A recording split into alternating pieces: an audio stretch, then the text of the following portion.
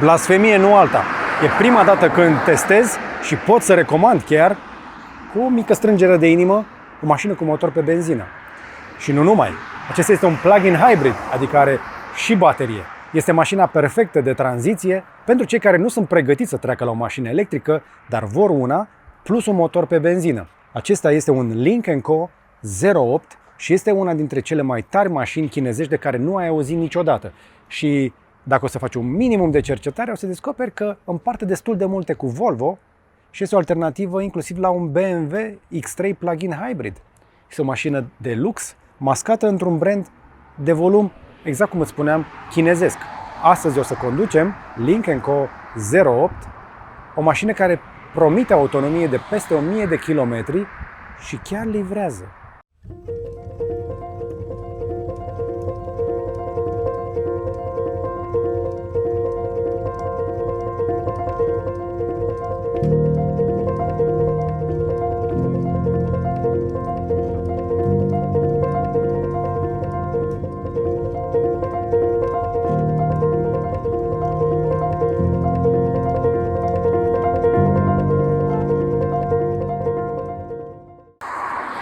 Înainte să începem prezentarea exterioară, uite și tu ce frumos se asortează cu acest carport fotovoltaic. Până și culoarea mașinii se asortează perfect cu stâlpul. Și tu poți să-ți asortezi stâlpii de la carport cu culoarea mașinii tale sau cu ce vrei tu. Aceste carporturi fotovoltaice de la todome.ro sunt perfecte pentru oricine are parcare și nu are garaj. Cu un astfel de carport îți acoperi spațiul de parcare, îți produci energie pentru casă, nu doar pentru mașină și uite-te și tu cât de bine arată. E de calitate, e de la cei de la todome.ro, ai link în descriere. Și acum hai să trecem la prezentarea exterioară, așa cum am promis. Așadar, din față, când te uiți la mașina asta, nu prea știi de unde să o iei. Parcă seamănă un pic ca Lotus. Din lateral, mie îmi dă un pic de vibe-uri de Range Rover chiar. În realitate, împarte mult mai multe cu Volvo decât crezi. Împarte un pic și cu Polestar 2, dar și cu Volvo XC60, sunt cam din același grup. Cu toate astea, este un SUV de clasă medie, deși mie mi se pare că este o mașină mai mare decât un SUV mediu. Am ajuns vremurile în care o mașină atât de mare, care uite, știu cum încape exact pe un loc de parcare, abia are loc să deschide ușile într-un loc de parcare. Este o mașină de aproape 5 metri, 4,84 metri lungime și vreo 2 metri și ceva lățime. Este o mașină mare de familie cu tot ce-i trebuie. Practic, atuul principal al acestei mașini sunt dotările de la interior. Dar până să ajungem acolo, hai să ne legăm un pic de aspectul exterior, da? Așadar, un SUV mare, ei zic de clasă medie, dar eu cred că este suficient de mare pentru cele mai multe familii europene care nu mai fac așa de mulți copii. Un pic cam mare pentru gustul meu, dar sunt mulți oameni care caută așa ceva. Și hai să vedem totuși botul mașinii. Din față ai o zonă de grilă de ventilație, deși avem un motor termic, aici e foarte puțină zonă deschisă. Zona asta este închisă pentru aerodinamică, am o cameră pentru sistemul de 360, avem și niște muște pe bot pentru că ne venim de la București, am la Craiova ca să filmăm acest carport. Are o bară de lumină aici, uite și tu cum se aprind luminile astea. Ia să vedem când fac așa. Un pic ciudățele chestiile astea așa și mașina face tot felul de lucruri din lumini, tot timpul. Mașina asta tot timpul face ceva, încearcă să atragă atenția. Ba cu farurile, ba cu sunete. Uite și tu. S-au stins, s-au aprins luminile, eu sunt tot aici, nu s-a întâmplat nimic. Face tot felul de chestii genul ăsta, încearcă să iasă cumva în evidență și reușește. Pentru că arată interesant. Sunt mulți oameni care întorc privirea după ea la primul contact. Hai să venim un pic din lateral.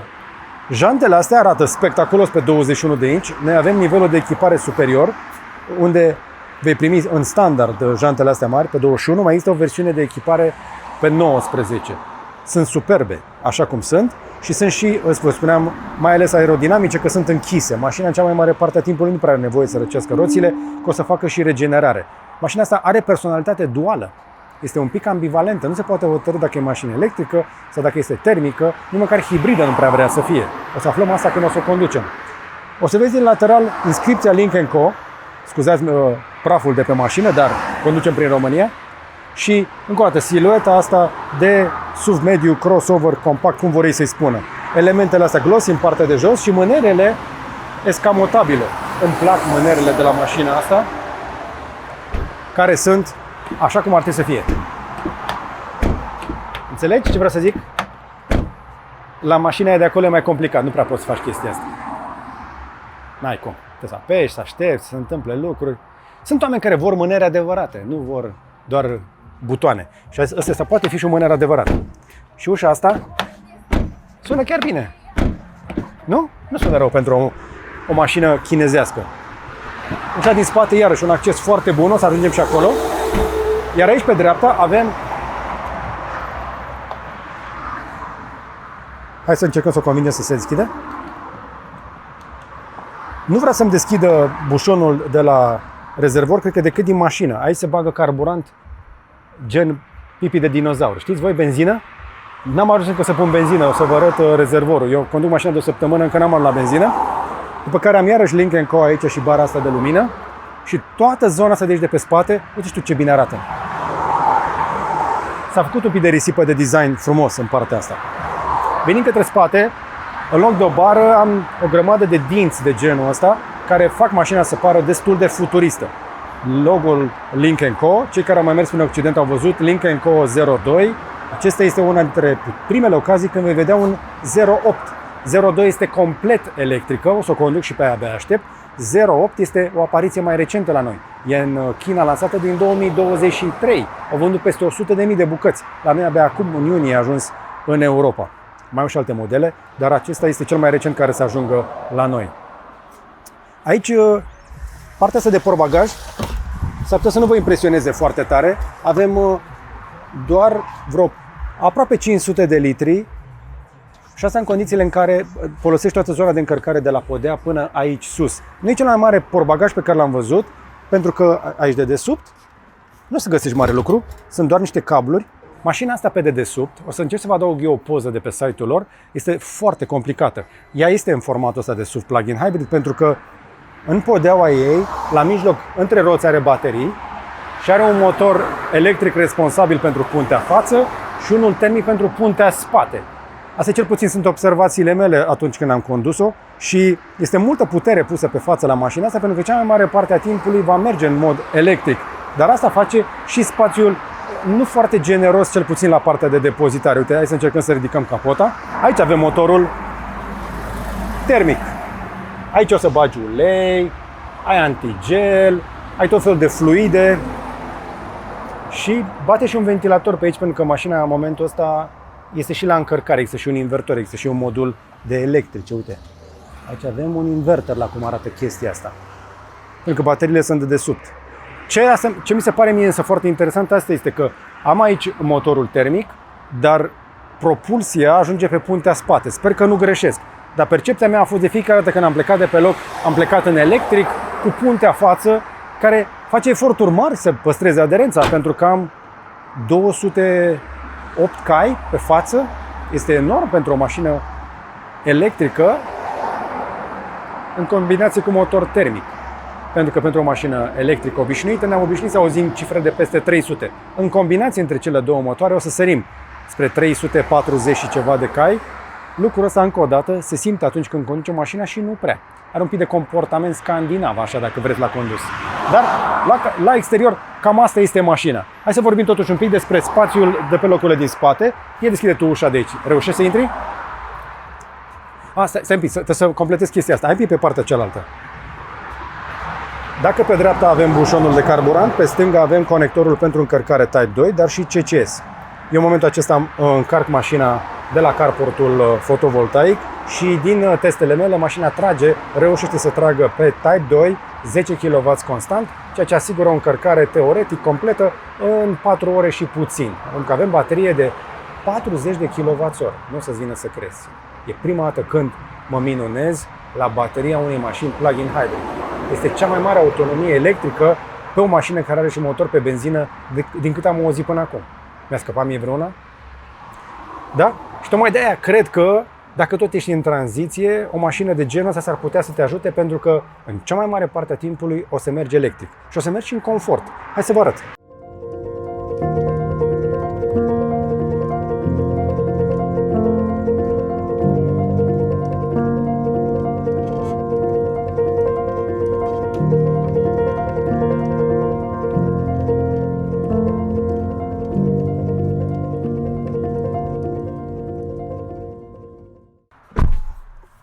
Ambientul interior este de mașină premium. Pentru că exact clientela premium o țintește Lynk & Co cu această mașină. Uite și tu cum arată aceste fotolii din piele perforată, cu încălzire în scaun, cu prize Isofix, cu tot confortul și, apropo, spătarele sunt inclusiv reglabile. Ia. Poți să o lași și mai pe spate dacă vreau. Sau poți să o rabatezi complet pentru a încărca și mai mult. Am reușit să car chestii destul de voluminoase cu mașina asta pe durata testului, pentru că chiar am pus-o la muncă. Însă, ea nu este gândită neapărat ca să car marfă cu ea, ci ca să ai călătorii din astea foarte confortabile. Iar locurile din spate sunt spectaculoase. Și dacă aici am niște cauciuc din ăsta destul de moale, apoi am o inserție aurie, după care am aceste perforări pe care scrie Harman Kardon, că acolo am și boxele.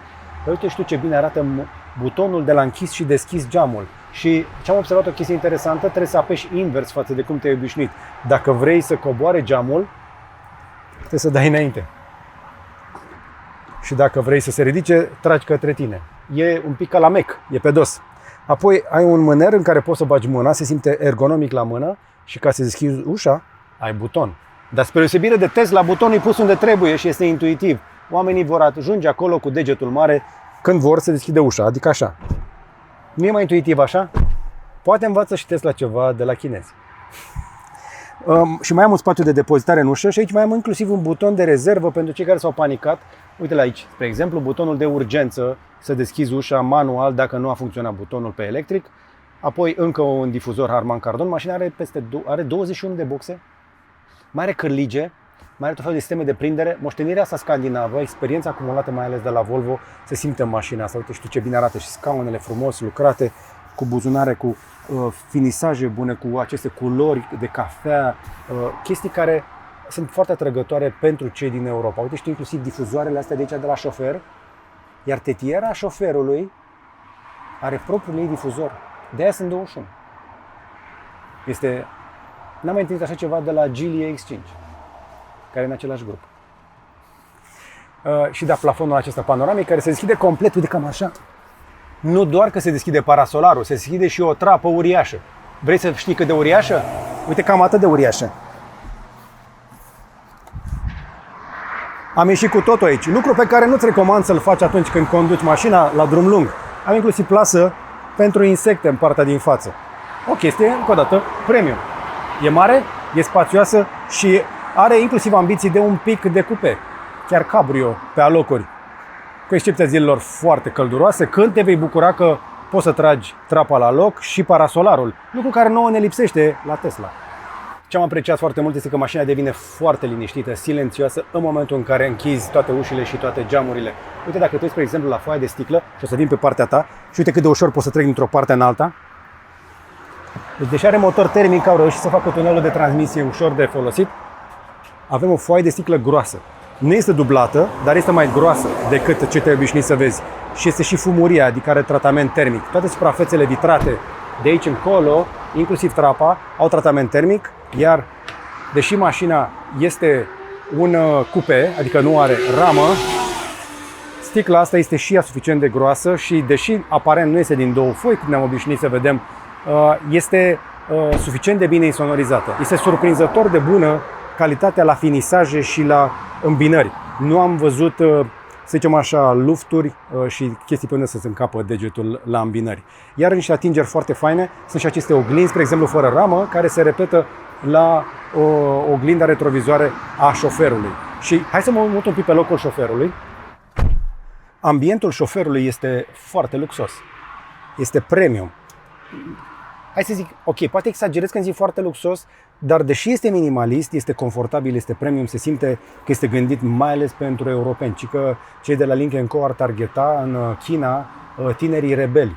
Ok, tineri rebeli din China versus clientelă premium din Europa, dar am aici o zonă de încărcare wireless pentru un singur telefon, din câte am descoperit eu, o fantă de ventilație în partea de jos, încă un spațiu pentru telefon aici cu Alcantara, aici nu avem încărcare și aici am un spațiu de depozitare cu cup holdere pe care pot să-l închid complet, după care am aici o cotieră foarte spațioasă unde am găsit gustarea de pe drum și încă două USB-uri, USB-C-uri, unul de 27 de W și unul de 60 de W dacă îți vine să crezi. Mai am încă două în spate, un USB-A și un USB-C și am și priză de 12 V, așa cum am și în portbagaj. Asta este doar coloana de aici. Pe partea șoferului de aici, aceleași butoane de care îți spuneam, foarte elegante pentru închis-deschis. Butonul acesta, toate boxele, toate incintele acustice, am Harman Kardon aici, aici, aici, jos pe ușă, aici și în alte 21 de locuri cu totul din mașina asta. Volanul mi se pare iarăși de o formă, chiar dacă un pic neregulată, este confortabil și plăcut la atingere. Îmi place, este nice. Mă încurcă însă butoanele de aici, spre exemplu, doar o parte dintre ele sunt iluminate. Noaptea va trebui să te obișnuiești cu aceste joystick-uri în stânga și în jos. Și acum, ca să-l dai pe mute, să-ți apăsa mult în jos ca să dai pe mute. Aici este zona de audio, aici este zona de cruise control. Aici am un senzor care tot timpul se uită la fața și la ochii mei și devine un pic enervant și am și comenzi vocale, care funcționează surprinzător de bine. Ceva de genul I'm here. Turn on seat ventilation. Okay, play. I'm here. Seat ventilation on. Okay, turning on the driver's seat ventilation. Și a pornit ventilația în scaun. De multe ori este mai ușor să dai o comandă vocală în mașina asta pentru că partea cea mai complexă rămâne partea de infotainment. Am la dispoziție un ecran de peste 15 inch, aici încă unul de 10 și partea de software este, să zicem așa, work in progress. Vor mai veni niște update-uri de soft. Vestea bună este că merge foarte bine CarPlay-ul. Apple CarPlay merge exemplar. Pe partea de Android Auto am descoperit câteva chestii care mai pot fi îmbunătățite. Stabilitatea, spre exemplu, cu telefonul meu nu a fost întotdeauna cea mai bună pe Waze. Dar interfața este curată și arată mai bine, spre exemplu, decât ce am văzut, trebuie să recunosc, la BYD.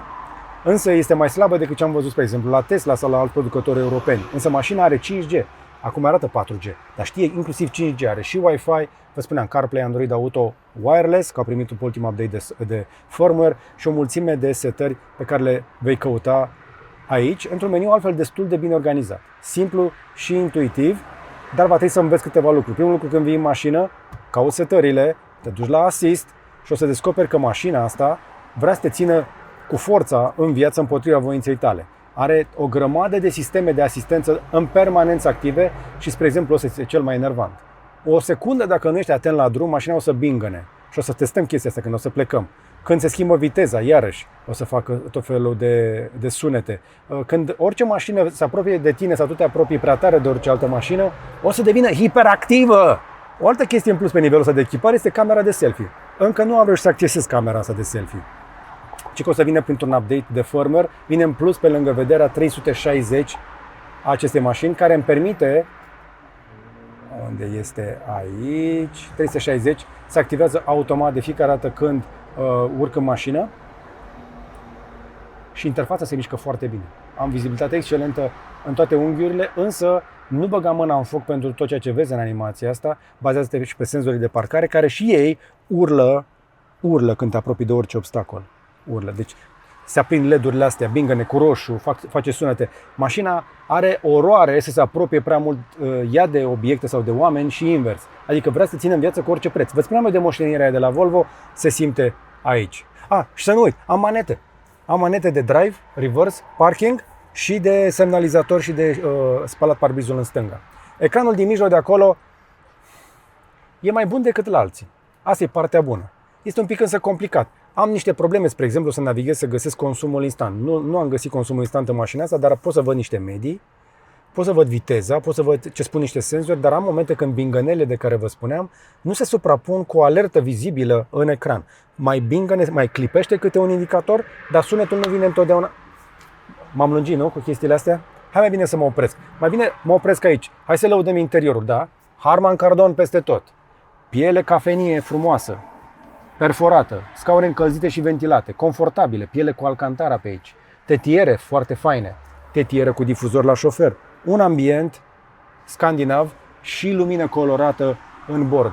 Nu-i lipsește nimic la banii pe care îi cere Lynk & Co 08. Întrebarea este, totuși, cum se conduce? Hai să aflăm. Bun, hai, primul pas. Vii aici și cauți Apple CarPlay. Gata. Ia uite pe Ioana. Gata, e Ioana aici. Asta este cea mai ușor de înțeles interfață. Pentru că altfel când vii o să descoperi chestia asta. Ai datele legate de mașină, CarPlay, ultimul post de radio și navigația mașinii. Mașina are inclusiv conectivitate, vă spuneam, 4G. Hărțile nu sunt rele, dar, serios, acum nu sunt Waze. Asta este adevărul. Apoi, de aici, dacă tragi de sus, iarăși foarte important, aici poți să controlezi luminozitatea de la ecranul de aici din stânga, asta de 10 inch. Foarte important. Eu ăsta l-am lăsat pe auto și nivelul de volum al muzicii. Aici sunt comenzi rapide, seamănă un pic cu Android-ul, nu? Iar aici sunt preferințele și aici poți să alegi în ce mod vrei să conduci. Ai la dispoziție Pure, Hybrid și Power. Noi am venit încoace cu o combinație de hibrid, apoi am trecut pe Pure, că am vrut să descarc complet bateria. Și hai să te arăt o chestie. Ia, o arăt un pic pe ecran. Hai să arăt un pic cam cum arată consumul mașinii de până acum. În ultimii 400 de kilometri, mașina are 514 km, noi am luat-o la 100 de km, este nouță, are o medie de 50 km la oră, consum de benzină 2,8% și 14,6% kWh pe 100 de km electricitate. 14,6 este un consum excelent pentru o mașină electrică. Problema e că se adaugi acei 2, ceva de benzină și ajung la un consum, iarăși, bun pentru o mașină de aproape 2 tone și jumătate. Da? Asta este consumul pe care l-am obținut la venire. Dar cum l-am obținut? Hai să și conducem mașina ca să ne lămurim. Și acum, să dau eu în drive. Mașina se trezește. Primul ding, da? Nu știm de ce a făcut ding. Știm doar că s-a trezit. Și acum trebuie să văd așa. Suntem gata de plecare, nu? Da. Mi-aduc scaune electrice frumos, cu toate pozițiile, cu masaj. Înainte să începem totuși, hai să facem chestia asta. Hello. Seat massage on. Okay, turning on the driver's seat massage. Și masajul chiar e convingător. Deci I'm încălzire, sorry, ventilație. but I can't help you with that right now. Ok. Am așadar încălzire, ventilație, răcire și masaj. Și chiar plăcut. Și audio în tetieră, v-am explicat la Geely X5, spre exemplu, și la mașina asta e valabil, poți să preiei apeluri în tetieră, astfel încât să nu-i deranjezi pe ceilalți din mașină când vrei să vorbești mai private așa și nu prea aud ei mare lucru din ce auzi tu. Dar, hai să pornim la drum, că avem drumul în față și noi pornim la drum în momentul ăsta cu o baterie care încă nu a fost încărcată. Noi am venit până aici într-o combinație, vă spuneam, de benzină cu electric, am vrut să scot maximul posibil din electric. Și de la București până aici și cu ce am mai făcut eu în ultima perioadă, s-au strâns vreo 400 de kilometri, da? Acum avem în față vreo 200 și ceva de kilometri, în care mulți dintre ei se vor face pe un drum expres. Drumurile expres, spre deosebire de oraș, sunt de fapt scenariul pentru care au fost gândite mai ales aceste mașini. Pentru că modul pur electric nu va pune nicio problemă în oraș. Pentru nicio mașină hibridă sau electrică, pentru că la viteze mici, consumurile întotdeauna o să fie mici. Spre deosebire de benzină, unde îți crește consumul că stai foarte mult în trafic, la electric nu. Asta este marele avantaj al unei mașini electrice, că la viteze mici nu are rezistență aerodinamică. Problema care e? Că mașina face toate aceste dinguri și am uitat să dezactivez toate funcțiile. E al treilea ding pe care l-am auzit. Și acum mă atenționează că nu s-a atent la drum. Ca să pot filma chestia asta, dacă ai obiceiul să te lași distras la volan de tot felul de chestii, va trebui să înveți să vieși la setări, te duci la assist și tragi de chestia asta și debifezi driver alert control, după care, părerea mea, nu trebuie să faci ce zic eu. Poți să dezactivezi sunetul pentru limitele de viteză. Mașina vede indicatoare de viteză, dar nu le vede întotdeauna corect și prefer doar să-mi dea un flicker în ecran în loc să-mi dea ding-ding. Speed limit update reminder, îl dezactivăm și pe ăsta.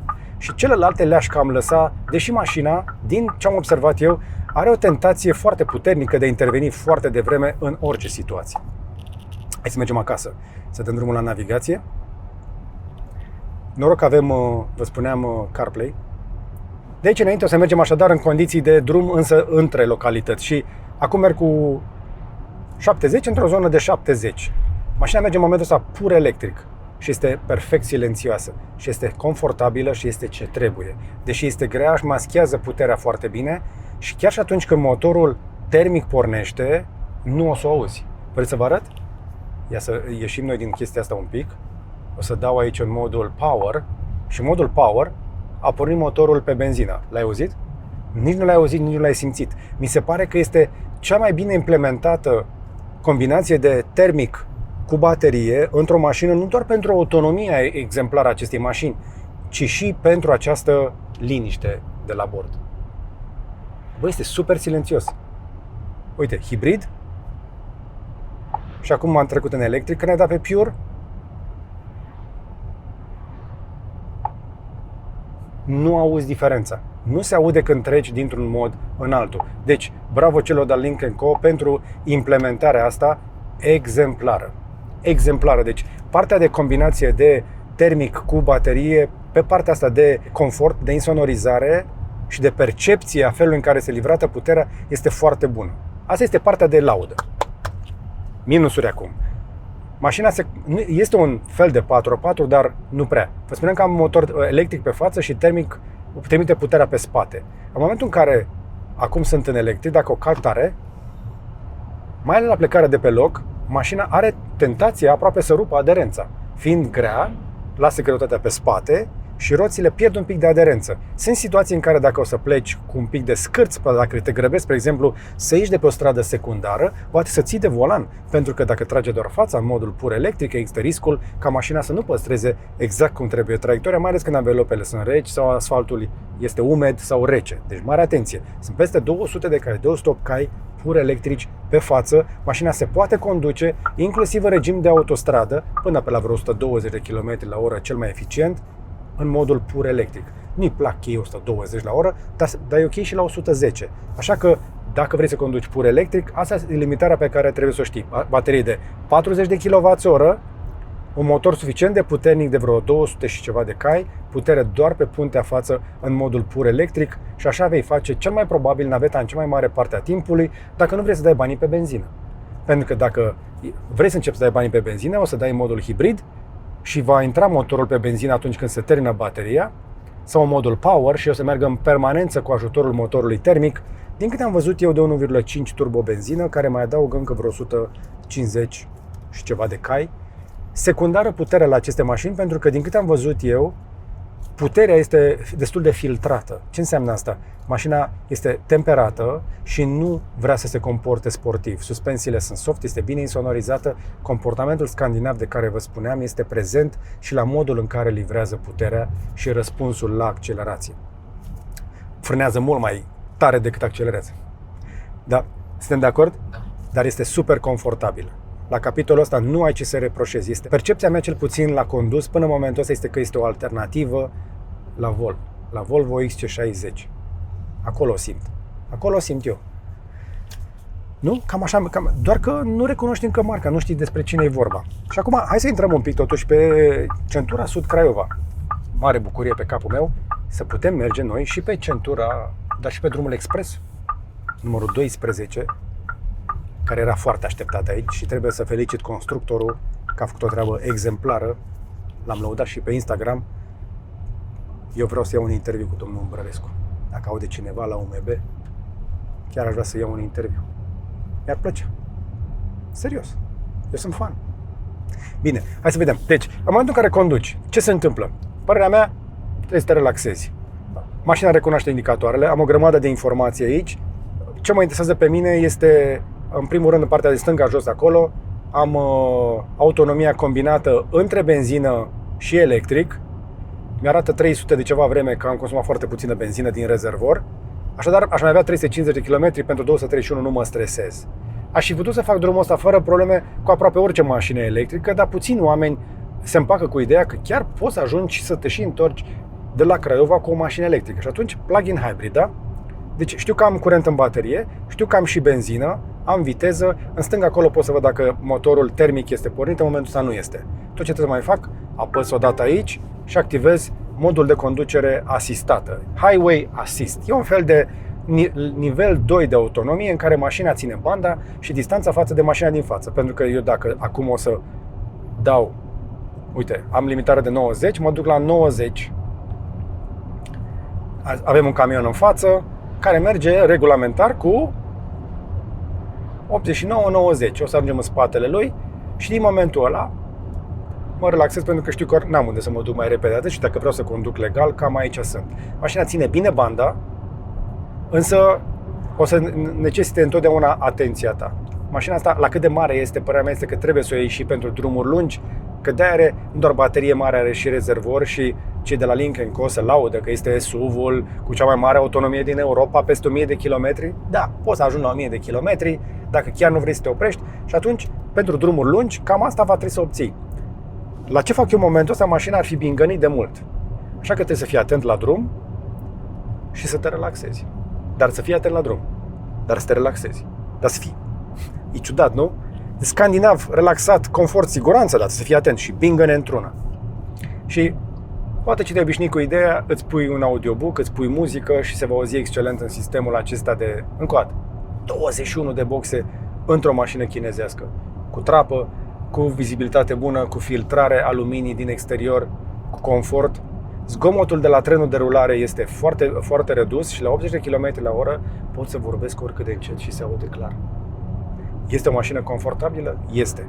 Este și sigură pentru că ei spun că au testat-o, au teste legătură cu ea și încă o dată moștenirea din grup îi obligă.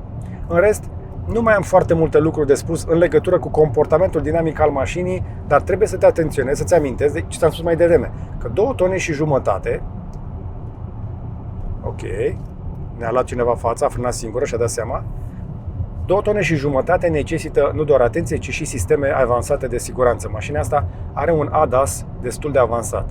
Asta înseamnă că nu doar că o să țină viteza și distanța față de cel din față, o să ține și benzile, va reacționa la obstacole care vin din toate direcțiile. Dacă vine o mașină prea repede din spate, dacă vine din lateral, dacă tu ești cu spatele sau cu fața, o să detecteze obiecte care vin din toate părțile. Este foarte, vă spuneam atentă, foarte, foarte, e hiperactivă la toate chestiile astea și asta cred că este un lucru bun. Este o mașină care se va dovedi pe durata ei de viață, o mașină destul de sigură. Sper eu să nu aibă însă probleme tehnice, pentru că abia a ajuns, este din iunie în Europa și abia acum vom vedea primele mașini vândute la prețuri de la 52 la 57.000 de euro. Nivelul superior de echipare 57.000 și mi se pare de nerefuzat. Ai jante mai mari, mai multe funcții în scaune, inclusiv cu masaj, ai 21 de boxe, spuneam, ai inclusiv cameră selfie pe care n-am reușit încă să o accesez eu aici. Dar ai cameră selfie în mașină. Oare reușim noi să găsim camera aia? Totuși, eu n-am găsit-o. Adică să poți probabil să-ți vezi copilul din spate. Nu poți să văd camera 360 că suntem în mișcare. Dar camera de selfie, cel mai probabil... uite, selfie camera, mă. Uite, vezi? Încă n-am permisiune pentru ea să contactez compania. La fel și pentru serviciile de date, pentru că mașina are propriul ei 4G, 5G și va trebui să contactezi Lynk & Co. Cei de la Lynk & Co sunt prezenți în România, au rețea de reprezentanțe și de service și va trebui să le ceri să-ți activeze ei tot felul de chestii de genul ăsta, cum ar fi datele mobile, să plătești un abonament și anumite funcții din mașină. Pentru că modelul celor de la Lynk & Co este un pic diferit. În anumite piețe, mașinile lor nici măcar nu se vând, doar se închiriază. Dacă nu greșesc, prin Italia, povestise un român de-al nostru că avea mașină închiriată cu 500 de euro pe lună de la Lynk & Co și nu trebuia să-și bată capul cu niciun fel de taxe, impozite, mentenanță, pur și simplu o avea închiriată cu factură lunară. Tu ai dat 500 de euro pe lună pentru o mașină, spre exemplu, electrică de la firma asta? Dar cât ar trebui să coste atunci un 0,8 dacă ar fi să fie la închiriere? Pentru că deocamdată cei de la Lynk & Co se bazau probabil că o să prindă și Rabla Plus la noi, nu s-a întâmplat încă, o să fie niște reduceri acolo, oferă și niște discounturi de lansare, dar nu peste alta, la 57.000 de euro, asta este o mașină foarte bine dotată. Adică o poți compara cu multe mașini care costă cu cel puțin 50% mai mult, ba chiar poți să o compari și cu brandurile super premium, care pot fi chiar și duble la preț în 2025. Eu cred că datorită unor companii cum este asta, și nu numai, cum este și BYD, cum sunt și alții, slavă Domnului, nemții au început să mai reducă și ei prețurile la mașinile noi și am văzut acel BMW X3 la un preț surprinzător de bun. E nevoie de competiție, e nevoie de mașini mai bune cu dotări mai bune. Și Lynk & Co 08 este o mașină mult mai europeană decât crezi. Tocmai de aceea n-am nicio colaborare cu ei, nu sunt sponsorizat, dar pot să te încurajez să mergi la un test drive ca să te convingi tu. Nu trebuie să mă crezi pe mine. Eu am condus mașina, nu sunt pregătit să decid că îmi doresc una ca asta, pentru că, după cum știți, eu sunt deja convertit la full electric. Mai mult de 95% dintre cei care trec la mașină electrică nu se mai întorc la una termică, nu se întorc măcar la una hibrid sau plug-in hibrid, dar sunt dispus să accept că sunt foarte mulți oameni care nu sunt pregătiți să trăiască cu o mașină cu baterie, chiar dacă unii ca mine bat toba deja de mai bine de 6 ani și trăiesc cu așa ceva. Nu sunt pentru toată lumea? Foarte bine. Testați și încercați o astfel de mașină, păstrați însă în vedere că veți avea două mașini într-una. Veți avea și electrică, veți avea și termică. Dar dintre toate mașinile termice, uite reprezentanții BYD. Ce tare! Ai văzut câte surfuri aveau în față? N-au prins rabla. Dintre toate mașinile plug-in hibrid pe care le-am văzut până acum în 2025, asta este cea mai completă. Sper doar să fie și fiabilă, pentru că două mașini înghesuite într-una nu obții doar o mașină grea, obții o mașină complicată care are mai multe riscuri să se defecteze. Sper să fie fiabilă, pentru că cel puțin până acum în experiența mea și pe hârtie, mașina asta este un echilibru exemplar între mașină electrică și mașină termică. O să mergi minimum pe benzină doar atunci când chiar vrei și poți să treci dacă asta îți dorești doar în modul pur electric. Pregătit doar să fii, să faci revizii la amândouă când o să fie cazul sau reparații. Și gata, cam atât, nu vreau să mă lungesc mai mult.